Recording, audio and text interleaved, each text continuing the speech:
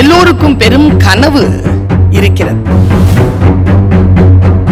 பேராசிரியராக நான் பணியாற்றுகின்ற என்னுடைய 25வது ஆண்டு இது. அதுதான் என்னை வாழ வைத்துக் கொண்டிருக்கிறது. அதுதான் உலகமெல்லாம் என்னை சுற்றி வர செய்து கொண்டிருக்கிறது. இந்த பயணத்தை நாம் எந்த அளவிற்கு புரிந்து கொள்கிறோம் என்பதனை வைத்துத்தான் நம்முடைய வாழ்வு. கல்வி என்பது என்ன அப்படிங்கறத புரிஞ்சுக்கிறதுக்காக என்னுடைய குருநாதர் ஒரு வார்த்தையை சொல்லுவார். யார் ஒருவர் இயற்கை நமக்கு அளித்திருக்கக்கூடிய அந்த வினாடியை பயன்படுத்திக் கொள்கிறார்களோ அவர்கள் நிலைக்கிறார்கள். காலம் நமக்கு அளித்திருக்கக்கூடிய வாய்ப்பை நாம் எப்படி பயன்படுத்திக் கொள்ள வேண்டும் என்பதுதான். ஒரு வாய்ப்பு வாழ்க்கை உங்களுக்கு அளிக்கப்படுகின்ற பொழுது நான் ஒரு வார்த்தையை சொல்லுகிறேன், மாணவ கண்மணிகளே, கல்வி என்பது பயணம் தான்.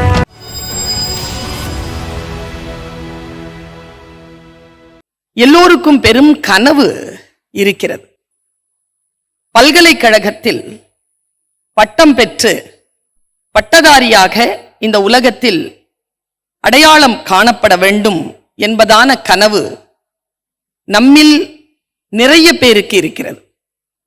நான் சென்னை பல்கலைக்கழகத்திலே இளங்கலை, முதுகலை பட்டம் பெற்று கலாநிதி என்று சொல்லக்கூடிய முனைவர் பட்டம் பெற்றவள்.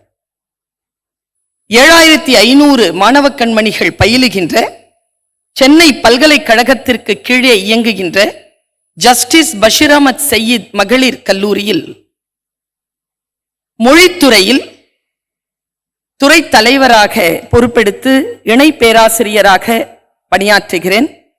பேராசிரியராக நான் பணியாற்றுகின்ற என்னுடைய 25வது ஆண்டு இது. நான் ஒரு வெள்ளி விழாவை கண்டிருக்கக்கூடிய ஒரு ஆசிரியை.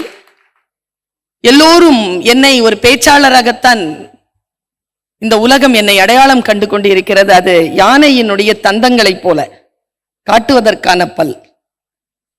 உண்மையில் யானைக்கு என்று சாப்பிடுவதற்கான பல் இருக்கும் இல்லையா? அந்த பல் தான் என்னுடைய கல்வி தகுதி. அதுதான் என்னை வாழ வைத்துக் கொண்டிருக்கிறது. அதுதான் உலகமெல்லாம் என்னை சுற்றி வர செய்து கொண்டிருக்கிறது. அந்த கல்வியை தந்த பெருமக்களை இந்த நல்ல நேரத்தில் நான் நினைக்கிறேன். அவர்களுக்கு என்னுடைய நன்றிகளை செலுத்திக் கொள்கிறேன். மாணவ கண்மணிகளே, உங்களுக்கு ஒரு அற்புதமான வாய்ப்பை இந்த ராயல் அகாடமி தந்திருக்கிறது. ஒரு கல்வி தகுதியை நீங்கள் பெறுவதற்கான ஒரு அடையாளத்தை நீங்கள் பெற்றிருக்கிறீர்கள். கல்வி என்பது வேறு ஒன்றுமில்லை. ரொம்ப பெருசாலாம் யோசிக்க வேண்டாம்.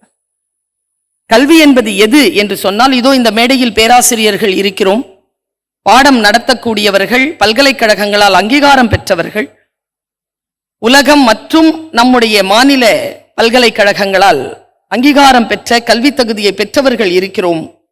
கல்வி என்பது வேறு எதுவும் கிடையாது. அது ஒரு ப்ராசஸ், அது ஒரு ஜேர்னி, அவ்வளவுதான்.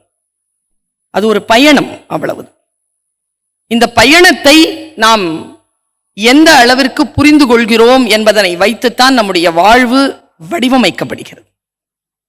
கல்வி என்பது என்ன அப்படிங்கிறத புரிஞ்சுக்கிறதுக்காக என்னுடைய குருநாதர் ஒரு வார்த்தையை சொல்லுவார்.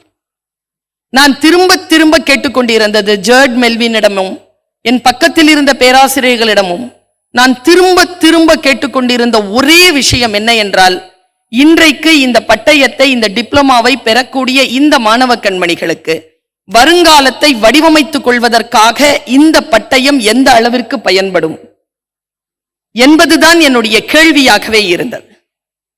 இப்போ நான் பேசிட்டு இருக்கிறேன், சில பேர் வீடியோ எடுத்துட்டு இருக்கிறீங்க. சுவிட்ச் ஆஃப் பண்ணிடுங்க. அரை மணி நேரத்துல யூடியூப்ல வந்துடும். என்ன இதுவரைக்கும் எதுலமா பார்த்திருக்கிறேன்? இதுல தானே. இன்னைக்கும் இதுலயே பார்க்கிறேன். வந்திருக்கேன்ல, உனக்காக பேச வந்திருக்கேன்ல. யாருக்கோ கடத்துவதற்காகவோ நீ இதை ரெக்கார்ட் பண்ணாத. வாழ்க்கையினுடைய ரகசியமே இதுதான். யார் ஒருவர் அந்த வினாடியில் ஒரு கற்றலை நிகழ்த்தி கொள்கிறார்களோ, யார் ஒருவர் இயற்கை நமக்கு அளித்திருக்கக்கூடிய அந்த வினாடியை பயன்படுத்திக் கொள்கிறார்களோ அவர்கள் நிலைக்கிறார்கள். ஒன்றும் இல்ல, படமாக நிற்கக்கூடிய பெனில்டா அவர்களை நீங்கள் கொஞ்சம் யோசிச்சு பாருங்க. என்ன வயது இருக்கும் அவருக்கு? எந்த வயதில் அவர் இந்த உலகத்தை விட்டு, அவர் தன்னுடைய உடலை விட்டு காலமானார்? யோசித்து பார்த்தால் அந்த வயதிலே அவர் விதைத்த விதை, அந்த சிறிய வயதிலே 23, 24 வயதிலேயே அவர் விதைத்த விதை இன்றைக்கு 3000த்திற்கும் மேற்பட்ட பிள்ளைகளுக்கு கல்வியை கொடுக்கக்கூடிய ஒரு மிகப்பெரிய நிறுவனமாக ராயல் அகாடமியை உருவாக்குவதற்கான ஒரு விதையை அவர் விதைத்து விட்டு போய்விட்டார். காலம் நமக்கு அளித்திருக்கக்கூடிய வாய்ப்பை நாம் எப்படி பயன்படுத்திக் கொள்ள வேண்டும் என்பதுதான். நான் இன்னும் வியப்பாக ஒரு விஷயத்தை சொல்கிறேன். அண்ணன் திடீரென்று இறந்து விட்டார். இந்த நிறுவனம் ஆரம்பிக்கப்பட்டு விட்டது. இந்த நிறுவனத்தை பற்றி ஒன்றும் தெரியாது. அவருக்கு வயது 20, 21 தான். அவருடைய தம்பிக்கு வயது 18, 19 தான். அதைவிட அந்த தங்கைக்கு 14, 15 வயது தான். இதை பற்றி எந்த பெரிய ஒரு அனுபவம் இல்லாத ஒரு தாய் தந்தையர் தான். ஆனால் ஒரு விஷயம் விடுபட்டவுடன் அதை தூக்கி நிறுத்துவதற்கு அந்த 21 வயது இளைஞன் இதோ உட்கார்ந்து இருக்கிறார், ஜர்ட் மெல்வின். அவர் இந்த நிறுவனத்தை தூக்கி நிறுத்துவதற்காக அந்த வாய்ப்பை அவர் பயன்படுத்தி கொண்டு சொல்கிறார், நான் சென்ற வருடம் அங்கே சுற்றி கொண்டிருந்தேன், இந்த மேடையில் உட்கார்வதற்கான வாய்ப்பு எனக்கு இல்லை, இன்றைக்கு நான் உட்கார்ந்திருக்கிறேன், என் தம்பி சுற்றி சுற்றி அந்த வேலைகளை செய்து கொண்டிருக்கிறான் என்று அவர் சொன்னார். ஒரு வாய்ப்பு, வாழ்க்கை உங்களுக்கு அளிக்கப்படுகின்ற பொழுது அந்த கல்வியையோ அந்த வாய்ப்பையோ எப்படி பயன்படுத்திக் கொள்வது? நான் ஒரு வார்த்தையை சொல்லுகிறேன் மாணவ கண்மணிகளே, you cannot step the river twice. நீ எந்த ஒரு ஆற்றிலே உன் காலடியை வைத்தாலும் அந்த காலடியை தழுவுகின்ற ஆற்று நீரை மறுபடியும் உன் கால்கள் சந்தித்து விடவே முடியாது என்பதுதான் காலத்தின் ரகசியம். உனக்கான வாய்ப்பு எதுவாக இருந்தாலும், சிறிதாக இருந்தாலும், அந்த சிறிய வாய்ப்பையும் பயன்படுத்திக் கொள்வது கல்வி என்பது வேறு எதுவும் இல்லை. ரொம்ப பெருசாலாம் அதை யோசிக்க வேண்டாம்னு நான் சொன்னேன். It's a process, it's a journey. அது ஒரு பயணம் தான், ஸ்டாப்பே கிடையாது. எந்த ஸ்டாப்லயும் நீங்க இறங்க முடியாது. எந்த ஸ்டாப்லயும் இறங்கணும்னா ரிட்டையர் ஆன வைஸ் சான்சலர் இன்னைக்கு நமக்கு வந்து இங்க உட்கார்ந்து இருக்க மாட்டார். அவர் இன்னும் அந்த பஸ்ல டிராவல் பண்ணிக்கிட்டே தான் இருக்கார். கல்விங்கிற அந்த பஸ்ல டிராவலிங் போய்கிட்டு தான் இருக்கு. கேள்விப்பட்டேன் அடுத்த மாதம் 19ஆம் தேதி லண்டனில் இருக்கக்கூடிய ஒரு பல்கலைக்கழகத்தில் ரிசோர்ஸ் பர்சனாக உரையாற்றுவதற்காக அவர் செல்ல இருக்கிறார். கல்வி என்பது பயணம் தான். தொடர்ந்த பயணத்தை நீங்கள் ஈடுபடுத்திக் கொள்வது ஒன்றும் இல்லை. பாருங்க, ரொம்ப சிம்பிளா உங்களுக்கு புரியுற மாதிரி சொல்றேன். எல்லோரும் விவசாய குடும்பத்தை சார்ந்தவர்கள் தான், மேக்சிமம் இயற்கையோடு ஒன்றிணைந்தவர்கள் தான். வீட்லயோ இல்ல விவசாய பூமியிலயோ மோட்டார் ஸ்டக் ஆயிடுச்சுன்னா என்னப்பா பண்ணுவாங்க? மோட்டார் இருக்குல்ல, தண்ணி இழுக்கிற மோட்டார், வீட்லயே சொல்லுங்க, ஸ்டக் ஆயிடுச்சுன்னா என்ன பண்ணுவாங்க? தண்ணி ஏறல என்ன பண்ணுவாங்க? நம்ம அண்ணனும் அப்பாவோ கீழே இறங்கி வந்து அந்த கார்க்கை திறந்து எல்லா சுவிட்சையும் ஆஃப் பண்ணிட்டு உள்ள தண்ணி கொஞ்சம் ஊத்துவாங்களா?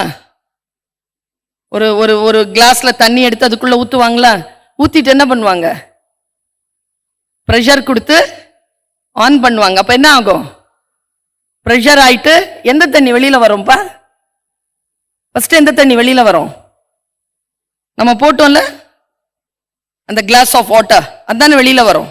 அப்புறமா எந்த தண்ணி வெளியில வரும்? நிலத்துல இருக்கிற அந்த ஊற்று வெளியில வருமா? கல்வி என்பது ஸ்டக்கா இருக்கக்கூடிய மைண்டுக்கு போடப்படுகின்ற அந்த ஒரு கிளாஸ் வாட்டர் மாதிரி தான். அது போட்டுட்டோம்னா, சுவிட்ச் ஆன் பண்ணிட்டோம்னா முதல்ல வெளியில வர்றது நீங்க படிச்சிருக்கிறீங்களா இந்த 1 வருஷமா 2 வருஷமோ, அது வெளியில வரும். ஆனால் அது எதை அழைத்து கொண்டு வரும் தெரியுமா? உங்கள் ஆழ் மனதிலே இருக்கக்கூடிய அந்த ஞானத்தை உங்களுக்கு வெளியில் கொண்டு வரும்.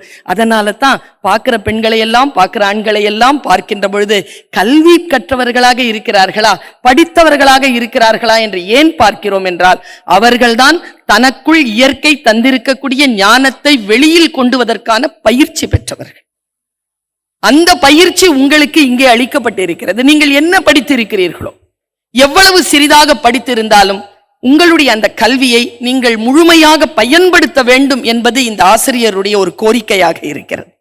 நீங்கள் ஆங்கிலம் கற்றிருக்கிறீர்களா, மனிதவள மேம்பாட்டை கற்றிருக்கிறீர்களா, அல்லது மேலாண்மையை கற்றிருக்கிறீர்களா, எதை கற்றாலும் அடுத்த கட்டத்தில் உங்களுடைய வாழ்க்கை வடிவமைப்பதற்காக நீங்கள் அதை பயன்படுத்திக் கொள்ள வேண்டும் என்று நான் இங்கே உங்களை கேட்டுக்கொள்கிறேன். நான் அப்படித்தான் பயன்படுத்திக் கொண்டேன். என் பக்கத்தில் உட்கார்ந்திருக்காருல இப்போ இல்ல, நான் அங்க உட்கார்ந்திருக்கும் போது ஒரு பேராசிரியர், அவர் என்கிட்ட இங்க வரத்துக்கு முன்னால ஒரு கேள்வி கேட்டார். நீங்க படிச்சது தமிழ் தானே? ஆமா. நீங்க லாங்குவேஜ் தானே படிச்சீங்க? ஆமா. நீங்க எப்படி ஹிந்து இலக்கியங்களை எல்லாம் படிச்சு மேடையில எல்லாம் பேசுறீங்க? அவர் கேட்டார். எனக்கு நான் படித்தது திருக்குறளும் சங்க இலக்கியமும் தான். ஆனால் அந்த கல்வி ஆற்றல், அந்த கற்றல், அந்த மொழி அறிவு என்னை பல்வேறு விதமான நூல்களை தேடச் செய்தது. அந்த தேடல் தான் இன்றைக்கு நான் உங்கள் முன்னால் நிற்பதற்கு காரணம்.